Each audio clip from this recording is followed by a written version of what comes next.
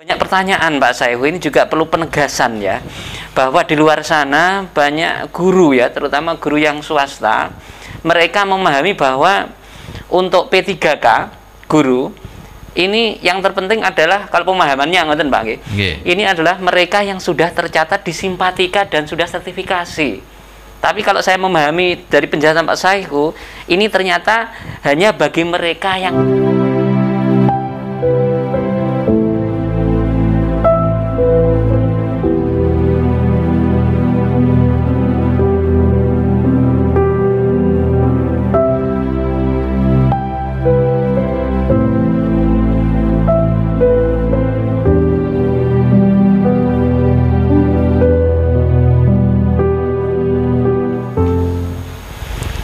Assalamualaikum warahmatullahi wabarakatuh. Salam sejahtera bagi kita semua. Selamat berjumpa lagi di podcast Room Kementerian Agama Kabupaten Ponorogo yang tentunya inovatif, informatif, dan inspiratif. Para pemirsa sekalian dimanapun Anda berada, sebagaimana yang telah beredar di media sosial bahwa tahun ini semua kementerian melaksanakan penerimaan atau pendaftaran calon aparatur sipil negara. Tidak ketinggalan juga di Kementerian Agama Republik Indonesia. Untuk lebih jelasnya, pada hari ini telah hadir bersama kita di podcast Room Kementerian Agama Kabupaten Ponorogo. Beliau adalah Bapak Kasubag TU, Bapak Haji Sauhidin Nasir. Assalamualaikum Pak. Waalaikumsalam warahmatullahi wabarakatuh, Mas Indi. Okay. Sehat Pak Saihu ya? Alhamdulillah, pangestunipun Mas Indi. Alhamdulillah. Gimana Mas Indi, sehat? Alhamdulillah, sini juga sehat Pak Saihu. Alhamdulillah. Okay. Yang kedua, Mas Arga tentunya sudah tidak asing lagi, yang biasanya menjadi host di sini, sekarang menjadi narasumber. Okay. Beliau adalah sebagai analis SDM di UP ya, Kementerian Agama Kabupaten Ponorogo. Baik pemirsa sekalian, langsung saja kita bertanya langsung ini tentang perekrutan atau penerimaan ya, CASN atau calon aparatur sipil negara Kementerian Agama Kabupaten Ponorogo. Yang pertama adalah kepada Bapak Kasubag TU, Bapak Haji Sauhidin Nasir. Begini deh Bapak, sebagaimana yang beredar di media bahwa tahun ini Kementerian Agama Republik Indonesia membuka pendaftaran calon aparatur sipil negara. Seperti apa penjelasannya? Mohon monggo Pak Saihu. Terima kasih Mas Indi. Jadi begini pemirsa sekalian yang ada di rumah, bahwa Kementerian Agama ini telah mengumumkan formasi calon aparatur sipil negara atau CASN untuk seleksi tahun 2021. Sekjen Kementerian Agama yang dijabat oleh Bapak Nizar ini mengatakan bahwa formasi CASN Kementerian Agama terbagi menjadi dua, yaitu formasi calon pegawai pemerintah dengan perjanjian kerja atau CPPK dan calon pegawai negeri sipil atau CPNS. Kemenak tahun ini membuka seleksi untuk 9.458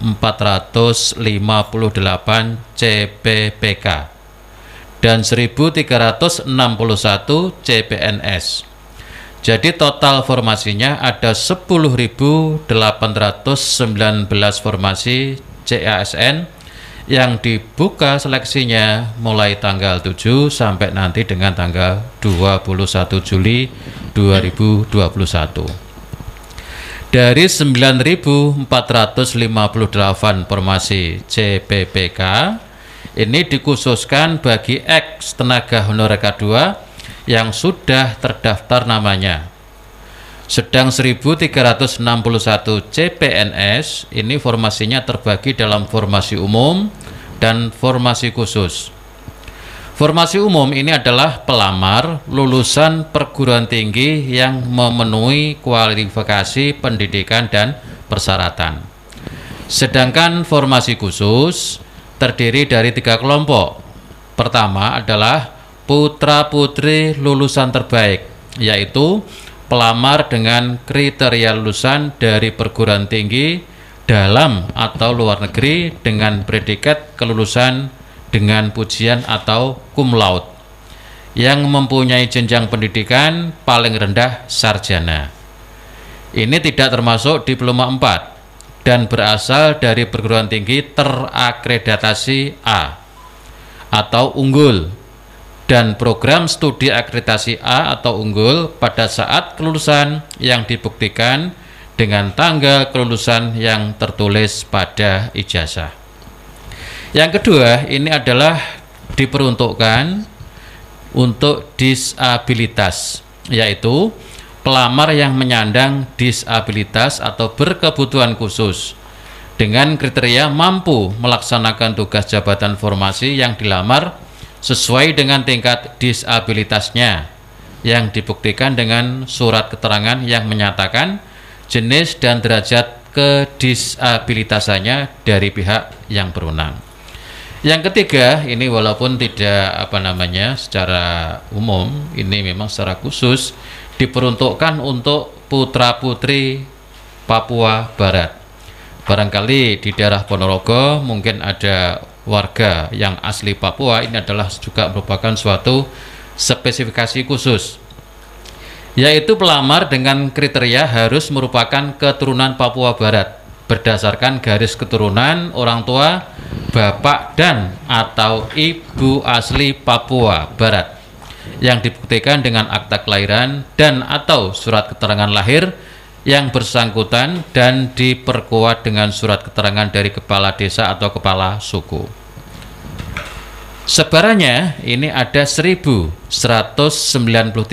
formasi umum, kemudian 137 formasi lulusan terbaik, 28 formasi penyandang disabilitas, dan 3 formasi putra-putri Papua Barat.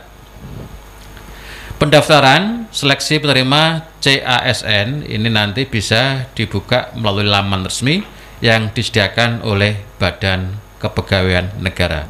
Begitu Mas Indi penjelasannya. Oh, iya. Terima kasih, sangat gamblang. Oh, jadi begini Bapak ya, kalau bisa saya pahami, yang saya tangkap adalah CASN untuk tahun 2021 itu satu untuk CP3K atau CPPK, terus yang kedua adalah CPNS, begitu Bapak? Ya, betul. Terus memang banyak pertanyaan Pak Saihu, ini juga perlu penegasan ya, bahwa di luar sana banyak guru ya, terutama guru yang swasta, mereka memahami bahwa untuk P3K guru ini yang terpenting adalah, kalau pemahamannya ngoten Pak nggih, ini adalah mereka yang sudah tercatat di Simpatika dan sudah sertifikasi. Tapi kalau saya memahami dari penjelasan Pak Saihu, ini ternyata hanya bagi mereka yang K2, begitu Pak nggih. Iya. Oh, begitu nggih. Yang mana XK2 itu yang sudah ada di database PKN. Betul. Betul nggih, begitu nggih. Ini sudah terjawab berarti. Iya. Terus yang kedua tentang CPNS sekitar 1361. Itu masuk di pelamar umum dan khusus. Iya. Begitu nggih. Oh iya, terima kasih.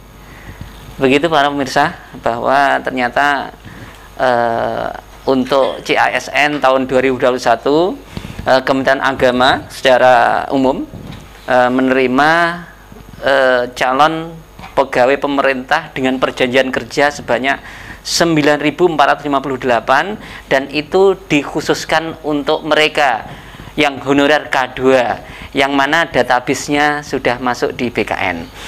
Terus yang untuk CPNS calon pegawai negeri sipil berjumlah 1.361 untuk umum dan khusus. Nah, begitu. Jadi sekali lagi bahwa yang perlu dipahami, karena banyak yang masuk di platform Kemenak, baik itu di media sosial via YouTube, di Instagram dan Facebook, bahwa banyak pertanyaan P3K adalah bagi mereka guru bagi mereka yang terpenting sudah masuk di Simpatika, tapi ternyata ini adalah dikhususkan untuk honorer K2. Gitu. Oke. Terus selanjutnya sekarang saya ke Mas Arga ini ya. Okay. Mas Arga Leta. Mas, maaf kalau biasanya yang duduk di sini adalah Mas Arga, sekarang ganti saya. Oke. Ini Mas Arga, mulai kapan ya? Tadi sudah disinggung sama Pak Saihu, tapi saya ingin jelasnya ini analis SDM kita. Kementerian Agama. Ini mulai kapan dan apa saja syarat yang dibutuhkan ya untuk mendaftarkan ini, baik P3K maupun PNS-nya. Ya, terima kasih. Tadi sudah dijelaskan sama Bapak Kasubag TU-nya kita ya, bahwasanya ini sudah dimulai dari tanggal 7 kemarin sampai tanggal 21 Juli. Jadi otomatis ketika kita melaksanakan sebuah pendaftaran, kita harus punya akun, karena kan segala sesuatu sekarang itu harus online gitu ya, jadi nggak bisa manual, jadi kita harus punya akun sendiri, namanya SSCN. Itu merupakan sistem seleksi ya, sistem seleksi dari perekrutan aparatur sipil negara untuk setiap tahunnya itu ada di SSCN. Nah, akun tersebut bukan hanya soal pendaftaran, tetapi nanti bakalan sebagai sebagai sistem yang mendukung sampai final nanti gitu Pak Indi. Jadi di SSCN itu sendiri ada banyak pengumuman, kemudian identitas kita nanti ada di sana gitu. Karena segalanya sekarang serba digital, manual, jadi lampiran-lampiran persyaratan nanti akan ada di sana seperti itu. Jadi saya sarankan banget buat para calon pelamar nih ya, para calon pelamar yang memang mau ikutan untuk tahun ini, saya sarankan memang sudah harus punya akun dan sudah login mulai tanggal 7 kemarin sampai batas waktunya nanti tanggal 21. Nah, syarat-syaratnya memang masih umum seperti tahun-tahun sebelumnya. Yang pertama, dia harus warga negara Indonesia ya Pak ya, WNI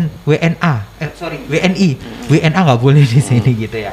Kemudian kalau di peraturan perundang-undangan di sini usia paling rendah adalah 20 tahun dan paling tinggi adalah 1 tahun sebelum batas usia pensiun pada jabatan yang akan dilamar sesuai dengan ketentuan peraturan perundang-undangan seperti itu. Kemudian Pak, ini lanjut untuk yang kedua, ini yang paling penting, juga dia tidak